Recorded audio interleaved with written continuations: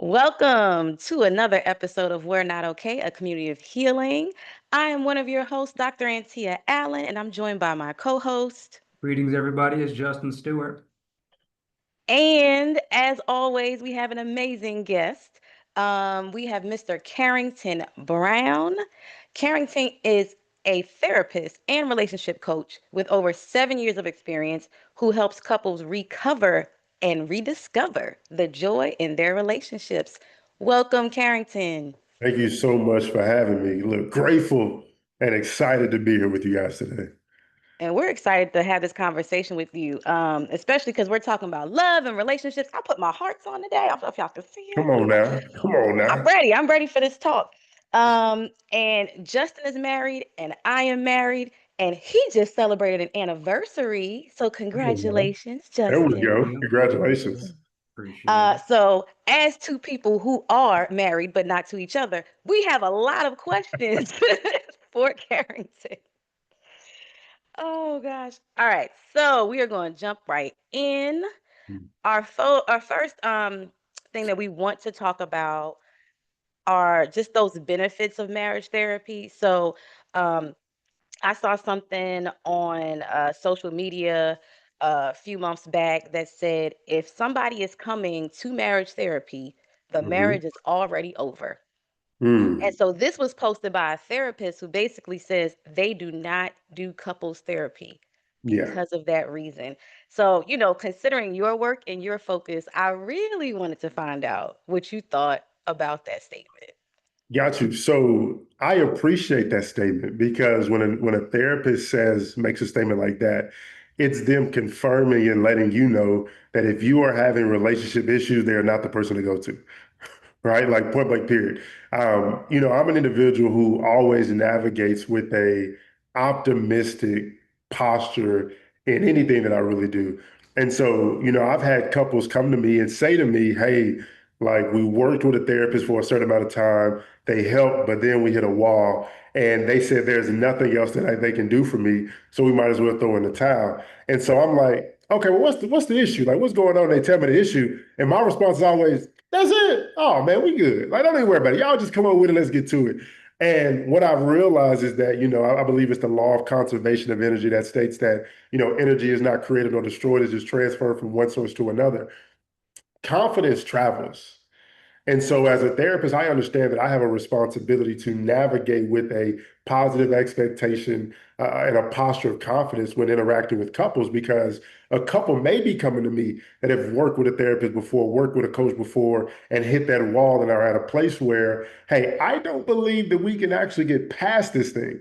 And because they're coming to me, I have to be the individual to let them know, hey, listen, there is a future in this thing if you're willing to do the hard stuff, if you're willing to forgive, if you're willing to give grace, if you're willing to apologize, if you're willing to be authentic, to be transparent, to be vulnerable, and really kill your pride and ego in this process, man, you're going to be good. So I appreciate that therapist for being honest about where he or she is. But if you are an individual who saw that, like, don't believe the hype. If you're coming to couples therapy, that does not mean it's over. That means that you've reached a point of being tired of trying to fix it yourself. You realize that you don't have the solution for the problem that you created. Therefore, you're connected with somebody who may have or does have the solution to collaborate with you in solving that. So that's my thoughts about that. No, I think that idea of being optimistic as the therapist is very important because if I come in there and you already look hopeless, then well, why any of us here? I don't understand. Might as well just leave right now. No, True. I totally understand that. So one thing that you said about when they come into therapy is having to be honest and having to be transparent.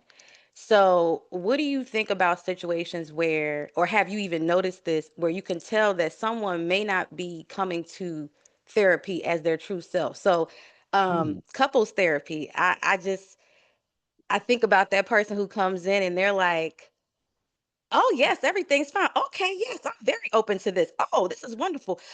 Yes, let's try that. But then at home they're like, you know what I work, you know what I mean? Like it's just a switch is flipped. So in other words, they're acting in front of you, Yeah. But then when they get home, it's back to the regular.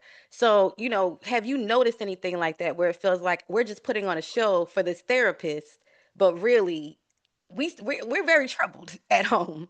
100%, 100%. And you know what's interesting is that, man, you can only be fake for so long, right? You can only be fake for so long. And eventually, the mask that you're navigating with is going to have to come off, and the true situation is going to show up. Like when you were asking me that, I was thinking about a couple that I worked with when I was volunteering through my church, and they were coming for some issues. And after about 4 or 5 sessions, they were like, Carrington, you gave us the 7 steps for conflict resolution, and we've been applying those steps, and those steps has been serving us and being a blessing to us. And we feel like that has just mitigated our issues. And man, we feel like we're good now. And I'm like, I don't really believe that. I don't really believe that. And so we ended that session. And then later that day, I got a message from the wife. I'm done. I'm divorcing him. We've been lying the whole time. He's abusive. He treats me like this and says this to me. All of this stuff came out. And I'm like, wait a minute. Like, what are we talking about? And so, yes, I've definitely had that experience. And in that, one thing, so let's back up a little bit. The primary responsibility of a therapist when initiating a counseling session with a couple or even an individual is to prioritize the counselor client relationship, right? Like I have a responsibility before anything to build a rapport with my client so that they trust me enough to be vulnerable and be transparent, right? And so the more vulnerable and transparent and honest and authentic I am as a therapist, that creates a space and gives permission to a client to show up like that. So I think a lot of times when clients show up with masks, they're so focused on protecting their image that as a result of it, that's a trauma response. That's a defense mechanism. They're so focused on protecting their image that they're still navigating in a place where how I look to people outside of me is more valuable than the actual success of a marriage. And in order for people to be willing to take the mask off, you have to assist them with really seeing one, the value of the marriage, the blessing, the benefit of the marriage, how much they need the marriage, in addition to assisting them with getting clarity about their value of it as an individual, just individually, right? When we look at people that navigate with masks, it's because they grew up in an environment that did not give them permission just to be them. It was all about the way that it looked. And so when you grow up in a space like that, it removes or strips you of the opportunity and permission just to be a human, to have flawed moments, to have things that don't look good all the time. And when we have that, like I said, it strips us of the ability to be a human. And when you don't have permission to be a human, you are a robot, right? You are showing up with a script, right? I'm not a fan of salesmen that come to me with a script. I know you reading the script. Get off my phone, right? So you're showing up and you're going through life navigating with a robotic posture, navigating based on a script, and you're voiding yourself of actually being heard, actually being served, and actually getting the help that you actually need. So yes, people do come up like that, but then at the same time, from a therapeutic perspective, we have a responsibility to break those walls down and create an ecosystem where the man and the woman feel safe and secure enough to be transparent, vulnerable in the relationship.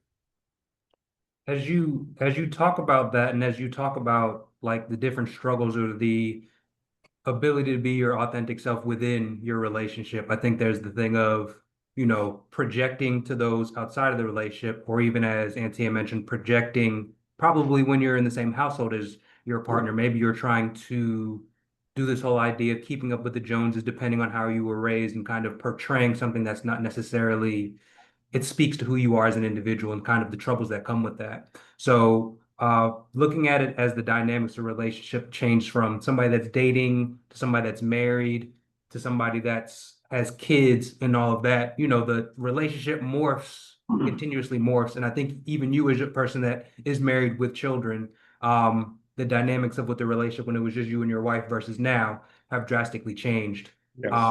When I'm looking at like the optics of current relationships, we have things like trad wives, we have things like manosphere, we have things where we have items where women are making more than men. But when it comes to how we're traditionally raised. For those that are listening, I'm saying that in quotes. We've always had this idea of gender roles. A Hmm. man in his relationship is supposed to do X, Y, and Z. The woman in the relationship is supposed to provide X, Y, and Z. But I think that it can also be what causes the troubles. I know I had a conversation with a friend of mine, and her and him raising their kids like, oh, I just wish my husband would do this, this, and this. But then when you talk to the husband, he's like, well, I do this, this, and this. So I think sometimes you get so caught up in what you're doing that you're not necessarily aware of what your spouse is doing. Yeah. So when we look at the concept of gender roles of man do this, woman do this, is that something that's still applicable, that should still be applicable in relationships as we've evolved? Simple answer, I would say yes. And here's the reason why. Because a lot of times when you look at gender roles, the value of gender roles is that the roles that are often projected on a man or the roles that are often projected on a woman is based on not value or status, but more so based on divine design, right? So as a man, I'm a believer in Jesus Christ, right? So majority, I'm working on 100%, but majority of my beliefs 100% align with the Bible and are influenced by that. And so when we look at the creation process, God created Adam and he gave him work. He gave him responsibility. He gave him resources. He gave him restrictions. He gave him a place to live. He gave him all of these things. And then with giving him all this duty and responsibility, he said, hey, bro, you need help. You need some help, right? You got all of this duty, all of this responsibility, but you need help. Because of the weight of the responsibility that I've given you, there are some areas where you are going to need some collaboration, right? There are some areas that, as a result of the responsibility that I've given you, there is parts of you that's going to be activated and other parts that won't be activated. But you need the benefit of what's not being activated, right? Because I've given you the responsibility to work and to be a provider for your household, you're going to be navigating in that masculine. So your mind is going to be masculine and you're going to be masculine dominant as an individual. While at the same time, you need a level of femininity that's active in your life because there are things that feminine sees that masculine doesn't see. There are things that feminine hears that masculine doesn't hear. And so, because of that, God said, hey, you need help. Let me bless you with this. Help me, right? Let me bless you with this wife. So, when we look at the gender roles, it's an issue now because culture and society and the perspective and the ideologies that are being pushed, we live in a culture where um, women are being pushed to be more masculine than they actually should be, right? We live in a culture that's about the boss women and, hey, you don't need a man. And hey, you be independent and you get your money, and that's the most valuable thing. And if we step back and we ask ourselves, well, is that the most valuable thing? Most of us in isolation, in solitude, having honest conversation with ourselves, will be like, no, like I want a partner. I want some intimacy. I want some affection. And because of those desires that we deal with internally or have internally, but we live in a society or an ecosystem that doesn't align with that, the primary influences is going to sway how you navigate. So gender roles are an issue now is because, once again, what I just said, but then also it's seeming as if the expectation for a man or a woman to navigate with a specific posture is being taken as disrespect. And it's like, why? Like, why is it disrespectful for a woman to expect a man to be the primary financial provider or even sole financial provider for the household? That's how it's been for generations and it worked. Why is it an issue for a man to have an expectation or a desire to maybe stay home and raise the kids for the first 5, 6, 7, 8 years of their life? To be more of the leader in the area of managing the home and clothes and food and like why is that an issue? And it's because we navigate with a mindset now that is oftentimes flawed and skewed as a result of how we've been influenced. And so we see the value that we oftentimes are gifted with the opportunity to add to a relationship as things that actually devalue us, if that makes sense. It does. And as you talk about the culture, I also think about it from depending on, so for myself, being raised as a single in a single parent household, Okay. you may have other men or men, women, boys, girls that have just the father in the house or Mhm. just the mother in the house. So for myself, I just have my mother in the house for my sister and I. And I'm also curious to just expand a little bit more on what you've been talking about to this point of Mhm. how that plays a role in how, how you may operate as you're an adult, as you are chasing relationships, or as you are not chasing relationships, but as you are interacting in relationships. Because I have seen instances where myself or other male friends of mine where they were raised by their mother, and that has that masculine feminine energy as you were talking about earlier. But then how does that translate to the son, or even how that may translate to the daughter, if you feel comfortable talking about that? Just because you may see, like, you have the thing of, oh, the daughter is seeking a man that's similar to her father, or you Yeah. have the son that kind of wants to be coddled similar to how he was by his mother. So how does single parent dynamics, how does that influence the person as they seek out relationships or as they interact in relationships? Definitely. So experience creates expectation. And so if, for example, when you're a lot of times when a young man is growing up in a single parent household, being raised by the mother, then you will notice that oftentimes, as you were kind of pointing out, that young man grows up seeking to be coddled. He seeks softness. He oftentimes will avoid hard things or run from challenges as a result of growing up in a household where my mama did the hard stuff. I didn't see a man doing the hard stuff. The man was gone.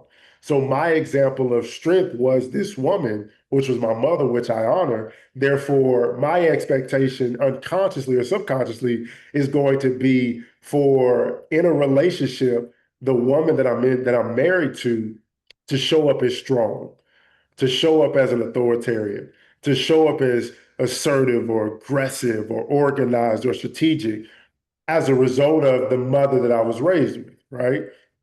The challenge with that is that's that's a situation of, especially in our culture, shouts out to Black women for being excellent, right? But because Black women are so loving and excellent, if they are in a single parent situation, their mindset is, I don't want you to feel, I don't want my child to lack, right? And because I don't want my child to lack, I'm going to attempt to take on the responsibility and role of the man and the woman. And you hear that all the time. Like I was the mama and the daddy. When in actuality, you weren't, right? You were just the masculine mom, which is totally different than a man. Why? Because a woman is wired different than a man. So even like being masculine is not the only trait or characteristic or quality that describes a man, right? Because there's femininity as well. But it's the posture, it's the presence, it's the energy, and all of those things that come with it. So as a result of being exposed to in a situation like that with a single mom, a tough mom, a strong mom, a disciplinary mom, an assertive mom, it can persuade a young man into believing or feeling like this is the type of woman that I'm supposed to be with. And because she's doing the hard things, I don't need to do it. When we look at a woman being raised in that environment, and I'm thinking about a client as I'm saying this. What that could cultivate in a woman is what I call toxic independence, right? So when we look at being independent, as people, as adults, we're supposed to be independent. We're supposed to be self-sufficient. Here's the difference. When we look at an independent woman, that is a woman who has made decisions to position herself to be self-sufficient. I can take care of myself, right? Toxic independence says, I can take care of myself and I don't need you. And I won't even create the opportunity for you to be for me what you're really supposed to be for me. And so a woman becomes toxic in her independence because she grew up in a household where the mother was navigating like that. And so now, as this young lady grows into a woman, she's navigating with this posture of toxic independence, which is unattractive to men, right? That doesn't mean she'll be single because it's some males that love that. It's some males that will love a woman that is assertive, that is navigates with the boss title, that makes phenomenal money, that's the breadwinner that'll figure it out, and he can just chill and relax. There are males that love that, but a real man is not, that's not what the desire is, right? So that's an example of how that can negatively impact or skew the posture, the perspective of a young man and a woman growing up in that environment. Hope I Well, answered your question, Justin. You did. You did. I was gonna say, well, Carrington, I feel attacked. I want to just say that. Don't feel attacked. I'm struggling with my toxic independence for forever. Yeah. Um, and Well, again, was raised in a single parent household with mom, yeah. and all the things that you stated. So, yeah, I do see how that can be truly a challenge to navigate that. Hey, I guess you can do this thing. Yeah. Now you can do this thing. Like let opening the door a little bit. Like, okay, well, maybe you could do this now. Yeah. Let me add this to it, right? Because I think even with saying that, I think it's also important to say it's not your fault, right? Mm, Like you didn't choose the situation that you grew up in, right? We as people are adaptable. So I tell people all the time, like who you are oftentimes is not who you really are. It's the version of you that you had to become in order to survive based on what you were provided with growing up, the cards that you were dealt growing up. So being toxically independent, like, yeah, that's not the desire or the goal, but it is a reality as a result of adapting to environment. That also doesn't mean that you have to stay that way, right? Now I'll say this quickly and I'll let you jump back into whatever question you're about to ask, but that's where a couple things come in. That's where the value of preparing yourself for a relationship comes into play, in addition to a real man comes into play. Because when I'm talking to people about preparing, like getting in a relationship, I teach what's called the quality dating system, and it's just 5 P's: is prepare, position, peak, pick, and promote. The foundation is preparing. You don't need to be pursuing a relationship with anybody else until you got a healthy one with you, right? Until you've overcome your previous relationship, until you've healed your dynamics with your parents, until you've gotten some therapy, until you've assessed your relational beliefs and expectation and make sure that they are realistic, until you've had positive examples or even done studies or research on positive examples regarding relationships so that you are clear about what you should be pursuing rather than what you normally would pursue based on the wounds or the lack that you grew up having, right? So that's where the preparing piece comes in addition to a man, because men have a responsibility let's talk submission. In order for a woman to submit to a man, she has to have permission. And that doesn't look like, hey, you can submit to me. That looks like a man being intentional with his actions and his decision making to say, through my actions, I'm going to create an ecosystem, not an environment, an ecosystem, which means everything around us is supporting this. I'm going to create an ecosystem where you feel safe, where you feel secure, where you feel confident, so that anytime the opportunity to submit comes up and that piece of you, that defense mechanism wants to fight back, you have the opportunity to look around at what I've created for you as my wife and say, well, wait a minute.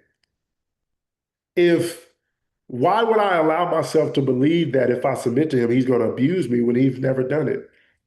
Why would I allow myself to believe that he's going to take advantage of me and he's never done it? Why would I allow myself to believe that he's tricking me, he don't really care about me when we've been together this amount of time? All he's done is love me and serve me and support me and create this ecosystem in attempts to make me feel safe. It doesn't even make sense. And so that's where those two things come into play with that toxic independence. Being intentional as an individual in regards of preparing, but then also choosing from a woman perspective, saying yes to a man that not even just has the ability to, but wants to create an ecosystem that gives you the safety and security to submit and just let him help you, you know? thank you. I feel better now. There we go. You Yeah. are you are great at your job. Okay, I will ask it. So the next thing I wanted us to talk about is this idea of identity. And this came up a little bit already, kind of earlier in the conversation. But I've noticed couples who it seems like they share everything. So it's like they have the same friends. It almost seems like they have the same thoughts, and everything is we. And we can be very like powerful, like the fact that hey, we're a we now. Right? Well, this is what Yeah. we're gonna do. It's what we like, right? But then I also wonder, is there an extreme to that that is possibly unhealthy because it's almost like you've lost this your individual identity and you've become a collective identity. So Yeah. like I see the positives in the collective identity and I definitely see the positives in individual identity probably because of my toxic independence. No, I'm joking. But no, but seriously, is there um a issue with the we if it feels like there's too much we? Or is there a such thing as too much we? Yeah. Like this, Definitely. yeah, where I'm like, if I ask Karen to the question, he's like, well, we don't like that. And it's like, I was just asking you. Who is we? Yeah. I understand. So here's my initial response to that. We is only valuable if I'm showing up as me. Okay. When we look at the covenant of marriage, your significant other didn't say yes, or you didn't say I do to the situation or to that covenant as a result of the idea of I'm going to completely transform myself into this other person. And we're going to really be just one person. I know the Bible said the two become one flesh, right? But that's about intimacy, right? Consecrate that wedding bed, all right? But the value of a we it can only come from a me. When we look at, I'm an individual who believes, and I would even take a step forward and say knows that when we look at marriage, every marriage has a mission and a responsibility. And I believe that the creator, I believe that God uniquely designs everybody as a specific answer to a specific problem. And I think when it comes to marriage, what happens is two people meet who have, in some way, shape, form, or fashion, missions, callings that support each other or align with each other. And then they come together and collaborate on one, supporting and serving each other in those individual missions, but then also collaborating on an integrated mission as well. And so the value here's what I had to say to somebody before, right? If there are, because a lot of times in situations, you might feel offended again, but don't be offended by this.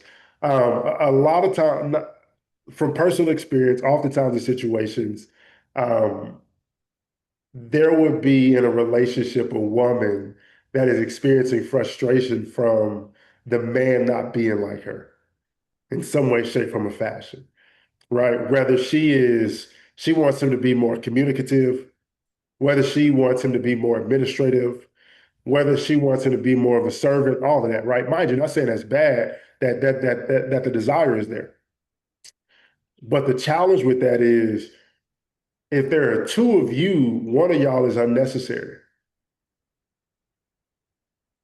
If I'm married to another me, one of us doesn't need to be here. If my spouse and my significant other are exactly who I am, then one of us does not need to be here. If we think exactly the same, if we don't have areas where we have a different perspective or different ideology, then how in the world are we going to grow? How in the world are we going to develop? Right? I know the Bible says, how can two walk together lest they agree? Well, agreement is a process, right? We're not supposed to be in 100% agreement in everything. Why? Because I'm different, right? I love football, and you like cheerleading and volleyball. Cool. You do your thing. I'm gonna do my thing, right? You a fan of fried chicken or pork chops or whatever. I don't really eat that, right? That's not an issue. And that doesn't mean that I need to conform to you or you need to conform to me. That just means that we're different. And at the end of the day, the value of us as people only shows up in our authenticity. So if we find ourselves, or not even find ourselves, but choose to be in a marriage and at the same time make the choice to no longer be ourselves, then what you've just done is reduce your value in that relationship. So, yes, too much we is an issue. And it's not possible for you to engage, it's not possible for you to over engage in we and still love yourself. Because in order for me to over engage in we, I have to reject the authenticity of me. And now I just created self hatred because I'm telling myself that I'm not good enough for this experience. I hope you have a mic because I'm gonna need you to drop it right now. Like, Look, what was drop what was that. that? What was that? Just like what? Whew. Okay, I'm gonna need to sit with that for a second. So another part of my question, um, see, I can't even get my thoughts together now. But another part of my question was, what about friendships? Okay. So I know that many times, and I totally understand the idea of like, couples have couples friends, right? Um, but then what do you think about there being too much, or is there too much togetherness as it relates to sharing friends? Yeah. So, when I think about a couple and all of their friends are both of their friends, I see that as very dangerous. And the reason why is because when it comes to a brotherhood or even a sisterhood, there has to be a level of safety and security. I'm gonna be very honest, right? And y'all don't have to nod your head on this. In a lot of cases, if somebody tell me something, yo, you just told my wife to, right? I'm not even gonna lie to you. In a lot of cases, it's like, yo, if you told me my wife, no, right?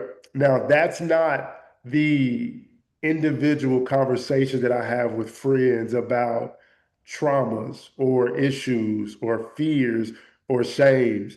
That's like the stuff that she ain't heard yet, but she about to find out in about 30 minutes or an hour or tomorrow, right?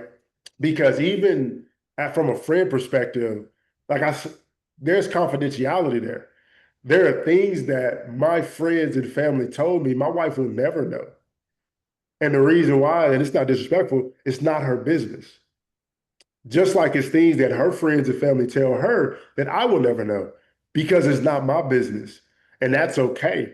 But the challenge is if all of our friends are both of our friends, then how in the world am I going to be safe about having a conversation with a friend of ours with the hopes that it doesn't get back to you? Right? So I see that as dangerous. There has to, man, there has to be people that you have connection and relationship with outside of your partner. Because if you don't, we're all in a bubble.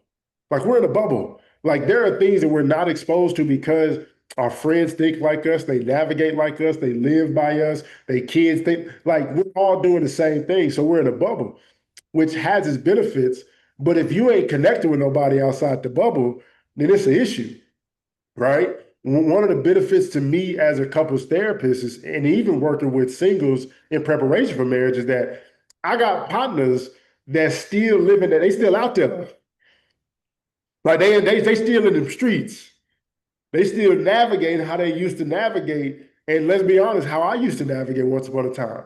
So there is information that they have about the dating experience that I don't have because I've been married 11 years. And so how in the world could I help people at a higher level if I don't have access to something outside of just our group of friends that don't work like that? So yes, it's a dangerous thing. Get you some friends outside of you and your boo. One of the things that I wanted to double back to when we were talking about the gender roles, or even when you were mentioning about the five P's, promote was one that stuck out to me. And then the other item of, confirming certain things for your spouse. Um, Another thing that comes to mind is the idea of change, the idea of expectations.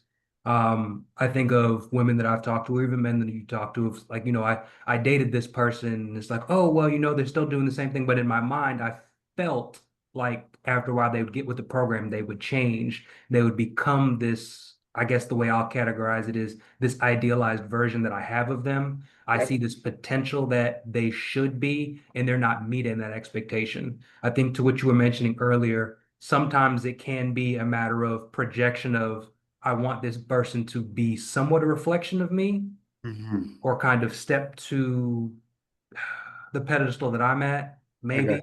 But when we're talking about change in expectations, how much how much is too much change? Because I think for some that are in relationships, that kind of is the make or break moment, but it's kind of like you're always waiting for it's like, oh, he's gonna change or she's gonna change. And then it's just like, are you kind of creating something that just isn't that person, that's not authentically them, and you want them to be someone that's outside of who they are? Or is it a thing of when it comes to you growing together with somebody, it should Mm, be, hate to use the word expectation, that you yeah, will continue to grow and evolve in the dynamics of your relationship? I love it. I love this. Okay, let's go. I love this question. Okay, so let's start with the expectation piece. So, what I believe and what I teach my clients is that expectations are for positions, not people. Okay, expectations are for positions, not people. So, here does that look like from a relationship perspective? As a man, as a woman, I have an expectation for the role of husband and wife in my life. I know the character of this person. I know the qualities I want this person to embody. I have my non-negotiables that this person 100% and completely aligns with, right? So I have these expectations for this position. Because I have these expectations for this position, as I'm dating people, I'm interviewing, right? Never have I went into an interview and the person interviewing me attempted to make me fit this. All they did was explore, communicate, connect, and provided me the opportunity to show them if I was that person. So when we talk expectations, we need to have expectation for roles. And as you date as a single individual, you all you're doing is giving somebody the opportunity to quote unquote interview or audition for this role in your life. The reason why that's important is because when we put expectations on people, that comes with pressure. So now you feel forced to become something that you aren't and probably don't even want to be. But because you're attracted to this individual and like and love this individual, you're willing to conform to what they desire, even though that's not you or what you desire to be. And that's one of the causes of divorce because you've conformed who you are to the pressure that somebody put on you. And now it's like, yo, I don't recognize myself. I really don't even want to be here because of how I got in here. So let me get out of here. So that's the first thing when it comes to expectations. They're not for people, they're for positions in your life. When we look at the expectations and the idea, the concept of, are people expectations too high? Like, are they doing too much, or are they making a mistake by going into a relationship expecting somebody to change or desiring somebody to change? So that's where the talk about potential versus credential comes up. A lot of times people make the mistake of dating, engagement, marriage based on potential rather than credentials. Potential says, I have the capacity to do this thing. Credentials say, I have the capacity to do this thing, and I'm making progress and have signs and symbols that let you know that I'm actually doing this thing. I can say, hey, I know this artist, we're gonna go to the concert, we might be able to get back there, but then we show up and it don't happen. And I can also say, yo, I know this artist and they gave me the tag, so I got the lanyard on the tag. So when we get here, you already see that I have something that indicates to you that this thing is more than likely going to happen simply because it is. When it comes to expectations of change in a relationship, once again, expectations for positions, but then also we have to be intentional about choosing people based on credentials rather than potential. Everybody has potential, but who cares about your potential if everybody got it? How intentional are you in the process of closing the gap on your potential, the gap between who you are today and the most self-actualized version of yourself? Because that's what really matters. In collaboration with that, we also have to be intentional about making sure that we're navigating any expectation that we have, whether it be change, growth, or whatever, that we're navigating with realistic expectations and standards. Because a lot of times people will navigate with a posture and expectation of the person that I'm waiting for, can they be single forever? The person that I'm waiting for is this perfect version of man, this perfect version of wife, I mean, of woman, not realizing that the version of this man or the version of this woman that you desire is on the other side of 5 years of marriage with you, 10 years of marriage with you, because there is growth, development, and change that he or she needs to make that they cannot make unless somebody pokes at their traumas, unless somebody makes them uncomfortable, unless somebody holds them accountable. And so there are a lot of real unrealistic expectations. And then lastly, before I pass it back to you, you brought up the concept of promotion. And so when we look at promotion, expectations, credentials, change, all of that should influence the promotion that you allow somebody to go through in your life. Because promotion is the process of integrating somebody into your life following you guys getting into a relationship. So that's the, hey, you met my best friends. That's the, hey, you met my siblings. Hey, you met my mama. Hey, you met my pops. Hey, I'm thinking about going back to school. What you think about that? Hey, I'm thinking about planning out my trips for the year. Hey, which I want to make sure that my dates align on dates that you could go with. Hey, now, so that's what the promotion piece is about. And people don't even need to go to the promotion piece until they get that prepare piece and that expectation and that credentialing piece in play. Because if they don't, everything else is gonna fall by the wayside and be built on sand. We don't want that. No, no, we do not. We do not. And I'll actually pass the ball over to Antia, but while you were talking, I guess it was just running through my mind, and it connects to everything that we've talked about before when we talk about like identity and gender roles. And I think sometimes when we have these expectations, if we take a step back, I think of the whole idea of, well, for people that have two-parent households or even a one-parent household, oh, well, I'm dating this man. My dad was like X, Y, and Z, or my mom was like X, Y, and Z, and even if they're together, but it's like, well, do you want me to be your partner or do you want me to be your parent?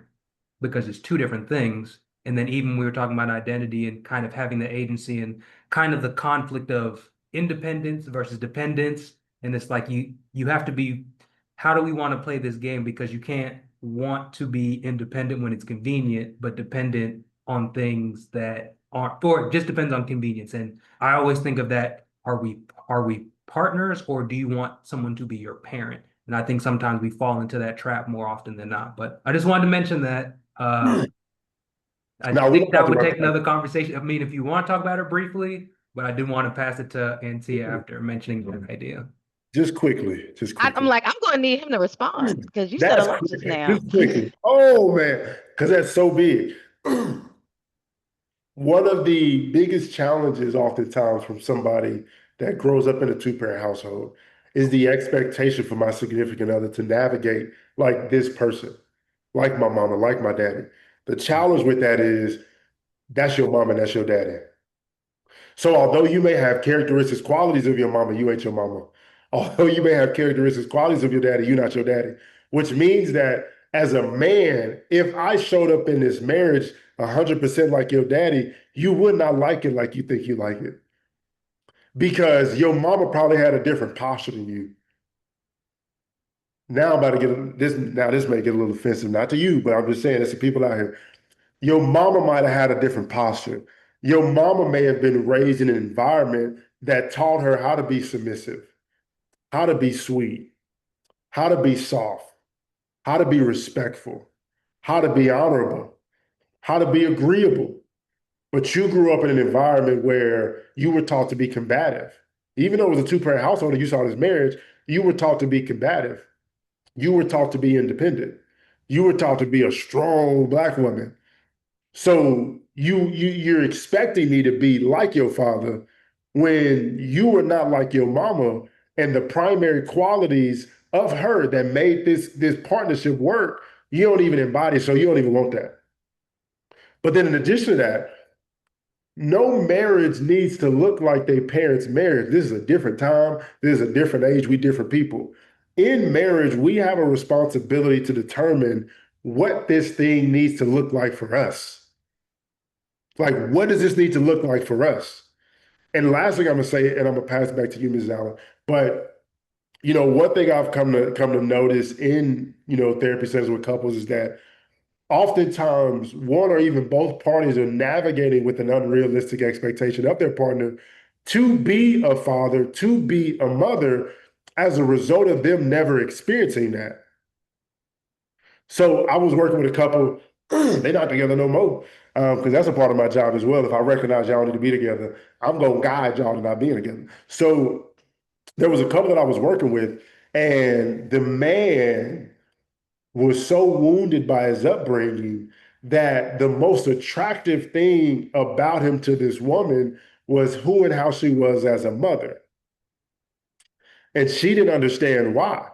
And I said, because although he's expressed to you that he has a great relation with his mother, that's not true based on him saying this, him saying this, him saying this, these characteristic qualities of him.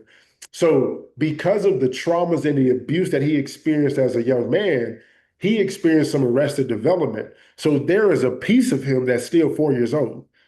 There is a piece of him that's still 7 years old, still 9 years old. And the reason why he's attracted to the mother that you are to your son is because that's the version of mother that he wish he had. And he's attracted to that because his 4 year old self loves that and needs that. And that's what his attraction is to you. You're filling the gap of a wound.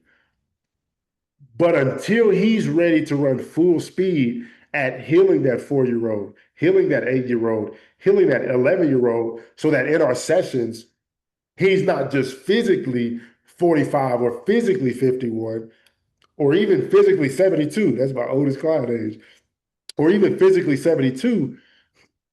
He has to be willing to go through the process of healing to the point to where you're not just physically showing up at this age, but emotionally and mentally and spiritually, you're at that age as well. So that's my 2 cents, and I'm gonna leave it alone. I just want you to know this conversation needs a part two because I'm like, there's so much more to talk about. Hey, I'm with it. um, I'm with it. I love it. Let's go. I guess along those same lines of parenting, I know that this came up like as a quick kind of snippet earlier in the conversation. This idea of being married and having children, which we know you are married and have children. I'm married and have children as well. I have two kids. They are 9 and 11, a boy and a girl. Oh, they are a lot. So one thing, it's just so many questions I want to ask, but I'm going to just narrow it down to one. Um, how do you see the dynamics changing when a child is brought into that marriage? And it's like a two-part question. And then how do you kind of maintain this partnership, this loving marriage, right? And still be parents. Yeah. So here's what I would say.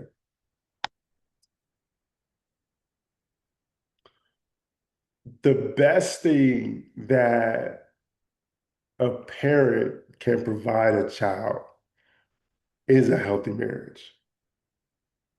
Because with the healthy marriage comes safety, comes security, comes protection, comes provision. When we look at the effect of a single parent household, the percentage or the increase in likelihood of a child joining a gang, dropping out of high school, experiencing sexual abuse, so being molested, um, going to prison, experiencing mental health issues, they jump through the roof.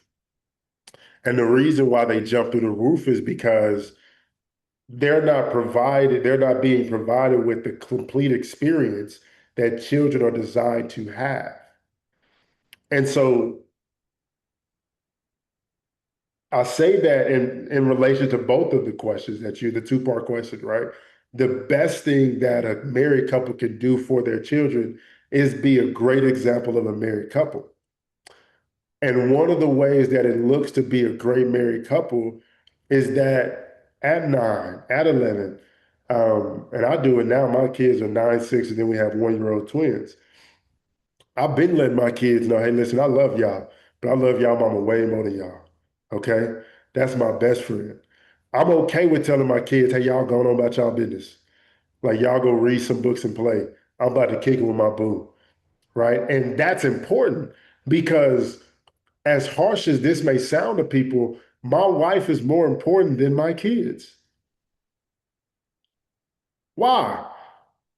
They're going to leave. Not only are they going to leave, but I've been gifted with them with the responsibility of training them up so they leave. The way that I see it is a good parent trains up their kids to not need them. I don't want my kids to need me to parent them at 25, at 30, at 35, right? So, best thing a parent can provide their children is a healthy example of a marriage in a two-parent household. Now, the question of, man, how do you navigate that though? Like, how do I navigate being a parent and keeping the main thing the main thing? One, that has to be a proactive thing. We have to proactively be on the same page about our marriage is more important than us as parents. Like, this is the main thing. We got to be on the same page about that. It requires us to make sure that when kids come in the picture, we don't stop dating each other. I still need to be pursuing you. I still need to be hitting you on your booty. You still need to be sending me nasty pictures. I still need to be sending you some nasty texts. We still need to be sneaking off to have some quickies on occasion. Why? Because we're married and this thing needs to be enjoyable. And if you my best friend and we can be as nasty as we want to with each other, and we're planning to be with each other forever, yo, we got to keep this thing rocking. Yes, after the birth, the woman's body is going through a change. So yeah, she might need more than 6 weeks or 8 weeks or even a year sometimes to be comfortable being intimate again. That's fine. But what can we do until then? Right? How can we please each other leading up to that? Right? We all adults. Like there is no limits when it comes to marriage. You can put your mouth wherever you want. You whatever you want. Yeah. But that's how we need to be engaging as a married couple because from a biblical perspective, my body is not mine, it belongs to my wife. My wife's body is not hers, it belongs to me. We have a responsibility to each other and to provide and fulfill the needs of each other. So to simply answer that question of, man, how do we navigate that? It has to proactively be a priority and an understanding on both parts that, this marriage is the most important thing. Therefore, we always have to navigate it as if it's the most important thing. Whew. Mm, mm, mm, mm. Yep. Mm, mm, mm. We're gonna leave this pause for the whole conversation. But I think it does again tie to what we were talking about before of now the flip side of it. We are parents, but we are Mhm. also partners, Mhm. and just making sure that you're keeping in mind that juggling act of those identities. Uh, Carrington, this has been, as Antia said, we need to have this a continued conversation. This amount of time is not enough, not enough at all. But as we conclude this particular session, through your work, through your efforts, it's always seeing that you've been able to help those kind of figure out their issues, kind of get to the grassroots of it, and try and figure out what's the best decision for themselves. So we see how much clarity or guidance you're able to provide into the world. But when you think about for yourself, whether it's personal or professional, we always like to leave you the way that we met you and, have a smile on everybody's face. So for Carrington, for you, when it comes to those moments that bring you the most satisfaction, what are the moments that bring you the most joy? The moments that bring me the most joy. Couple of them. So one thing that comes to my mind is just, man, seeing my children. As growing up as a middle child, I always felt like I was treated differently, and had to go through the process of just healing my mind as it pertains to just how I was loved growing up. And I live a life now to where my kids cry when I leave, and when I walk through the front door, even my 1-year-olds. Daddy, and they can't even talk yet, but somehow they can say daddy, right? and they run to me and they get mad when I don't pick them up, right? That brings me joy. My wife wanting to be married to me brings me joy. Like not forcing herself to be here, but actually wanting to be here, that brings me joy. Man, hearing a couple say, yo, we was about to get a divorce. I was done with this. But as a result of you coming into this situation, like we're good. We're good. And then I would say in collaboration with that, man, just being able to live life in a way knowing that, man, it's not possible for me to fail, right? And I mean that from the perspective of, my definition of success is getting clarity about what you're called to do and then waking up daily and committing to moving towards that thing. So success for me is saying yes to the process. Failure to me is quitting, throwing in the towel. So to know that, man, I live a life where I really, man, I can't fail because I'm not going to quit. Man, that brings me joy because that's just also confirmation for me that, man, it's a greater power influencing and cultivating my life and directing me through life. And the plans that he has for me are far above and beyond what my plans. Therefore, by submitting to that will, man, and having those moments where my wife calls them a God wink, those God wink moments of I see you, son. Yeah, keep doing your thing, bro. Man, that does it for me.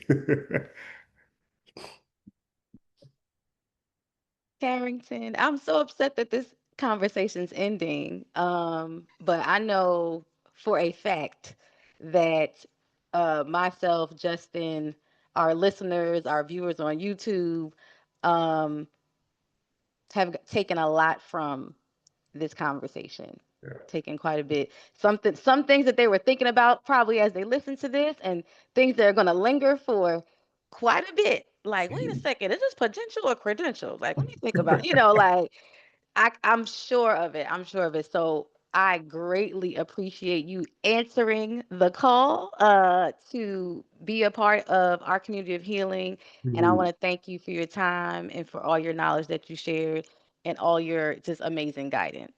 Definitely, and I appreciate you all for having me. I appreciate the intentionality that you all have with this platform.